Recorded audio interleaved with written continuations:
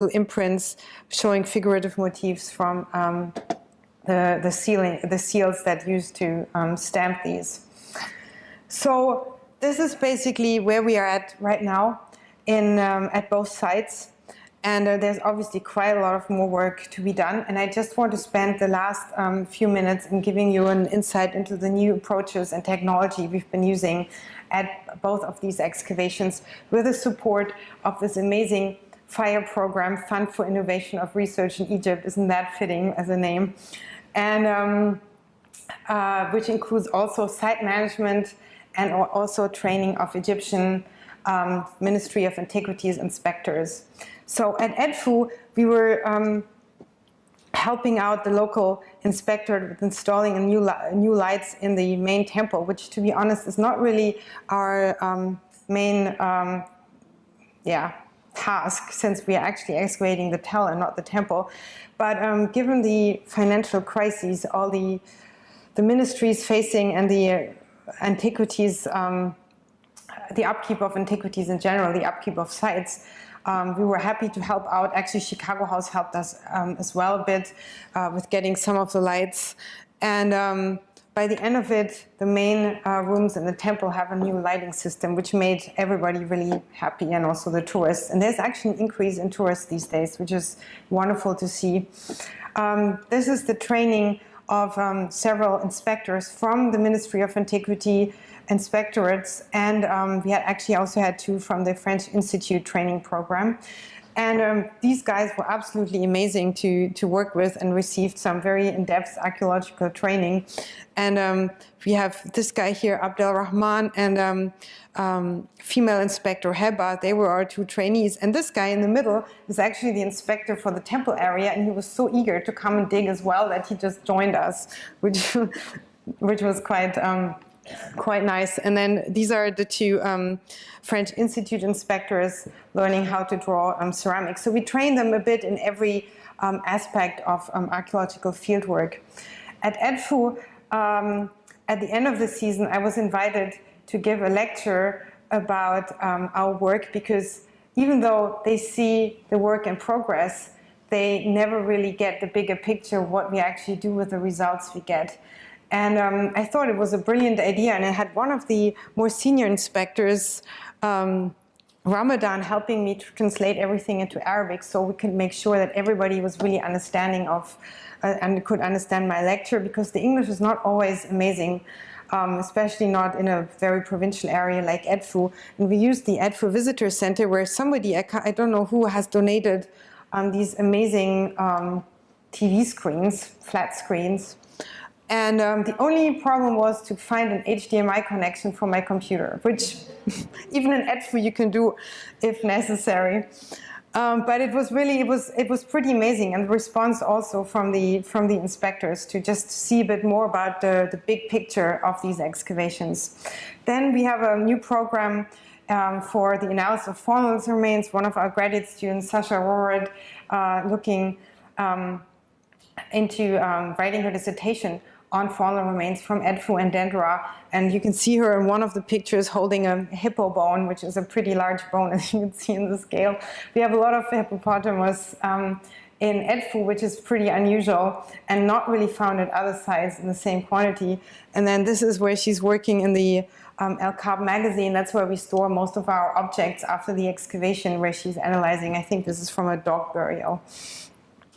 Then geomorphology. So we started a geomorphological study, because in order to understand these settlements, you also need to understand the evolution of the local landscape.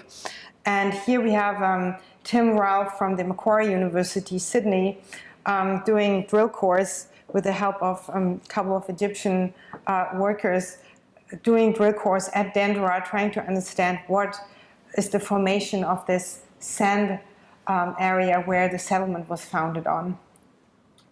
And then I already mentioned to you the DJI Phantom 4 drone or flying camera that we've been using for aerial photography, and people loved it. I mean, it was really something that the local inspectors are extremely supportive of, and most amazing results. And actually some of these pictures we were able also to use in PhotoScan this is a model of the whole excavation area we did of the settlement site, showing you the blue squares again show you the position of the camera that's actually calculated by this program from the pixels. And we can create 3D models and orthophotography. Orthophotography means we can have images that are not distorted anymore through the lens of the camera, and we can actually draw on it and make real plans and take measurements. It's an amazing tool and so much faster than doing this by hand, and actually really accurate. For this huge area where we are at 65 by 50 meters, I think it has an accuracy up to 2 centimeters, which honestly, given that this is all mud brick anyway, is perfectly wonderful. So once this program puts together all the pixels and aligns the pictures, it actually creates this mesh I showed you earlier, which is basically the 3D aspect of the image, but you don't yet have the colors. I mean, you see this just gray gray mass, but you can already see the contours. And then the last step is adding the color from the images, fitting it onto this mesh, and it's the final product is a 3D model of the entire excavation zone, which is something you can use immediately for analysis, for understanding the layout of the houses, the organization of the specific quarter. And then this is what I mentioned earlier, an orthophoto where you can draw on and you can create some of your plans with, because you don't have this camera distortion anymore. So very useful for drawing up the architectural plan. And then a last nice little addition is that this program also creates digital elevation models, and the red, yellow parts are the higher lying areas, and the green, blue ones are lower. And what we didn't know until we had this is that this settlement seems to be on a slope. It's really something that came out through this computer program more than you would necessarily realize when you're on the ground. But you can see very nicely here, this is towards the east. It seems to go much deeper than the area sorry, this is the west. You see, I hate orientation in Dendera. West, east. And then the last thing we've been using for the first time is actually a 3D scanner, a handheld scanner. We received some generous training by Josh Cannon, another graduate student here at the university who has been using this for his PhD dissertation. And he taught us how to use this specific handheld scanner. I have to say I was pretty pleased that it looks like an iron when you go through customs, in case somebody has a question. Because it's real tricky to get materials like this through customs, I can tell you. It's always a matter of some anxiety. You can see the actual object is a clay figurine here, sitting on a turntable. And one of our recent PhDs, Catherine Bandy, is actually using this scanner in the El Cab magazine, and she's slowly turning the figurine. You have the scanner set in fixed position, and then on the computer you can see the partially scanned figurine.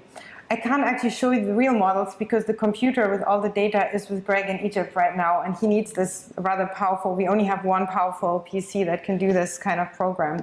Now, the possibilities with this 3D scanning, again, it saves a lot of time, and it's extremely precise, up to millimeter accuracy.